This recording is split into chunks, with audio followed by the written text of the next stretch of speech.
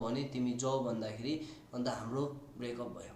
So त्यही कारण पहिलादेखि म चाहिँ केही न केही म गर्छु, तर म अर्कै लाइनमा हिँड्छु भनेर। हुनु त मेरो बाउ आमाले अब दुःख गरेर मलाई यतिको बनाउनुको कारणै उहाँहरू गभर्मेन्ट जब गरेर दुवैजना हो। त्यो गर्ने मान्छेलाई म रेस्पेक्ट गर्छु, तर आफ्नै एउटा पर्सपेक्टिभ हुन्छ नि त।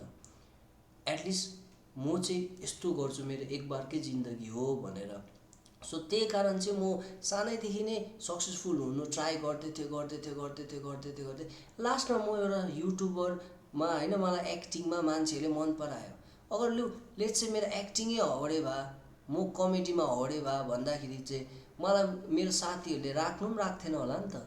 सो मेरोमा एटलिस्ट केही कला थियो त्यहाँनिर, र मेरो साथीहरूले मलाई त्यहाँनिर राख्यो र म सक्सेसफुल भएँ त्यहाँनिर। अनि चाहिँ मैले के रियलाइज गरेँ भन्दाखेरि सक्सेस त भयो नि, तर यो सक्सेस भन्दाखेरि पनि जुन चाहिँ मैले त्यो 22 साल म खटेँ, 22 साल म रुँदै म के भन्छ सक्सेसफुल हुन्छु भनेर बिहान उठेँ, प्र्याक्टिस गरेँ।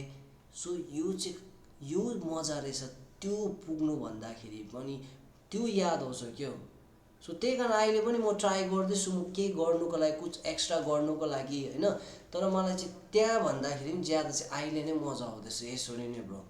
त्यही कारण चाहिँ जिन्दगीमा चाहिँ ब्रो डेस्टिनेसन त के हो ब्रो? डेस्टिनेसन भनेको त तिमी त मर्नु हो नि ब्रो, लास्टमा फाइनल डेस्टिनेसन नै ब्रो त्यो हो।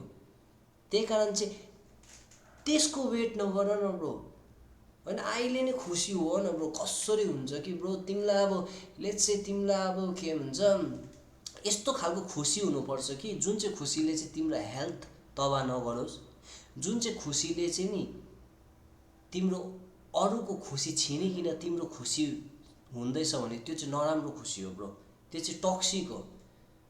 तर तिमी चाहिँ खुसी हुँदैछौ ब्रो, तर अरूलाई तिमीले खासमा केही बिगारेको छैनौ भने चाहिँ त्यो तिम्रो लागि हेल्दी खुसी हो।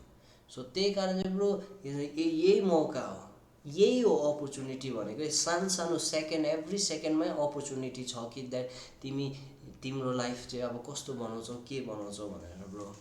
सो त्यही कारण मलाई मान्छेले त भन्छ नि ब्रो, मान्छेले त मलाई के चाहिँ सम्झिँदैन होला ब्रो। यो घरि पण्डितमा गयो भन्छ, घरि केमा गयो, घरि केमा गयो। मलाई याद छ नि त म मेरो जिन्दगी कस्तो पाराले म जिउन चाहन्छु।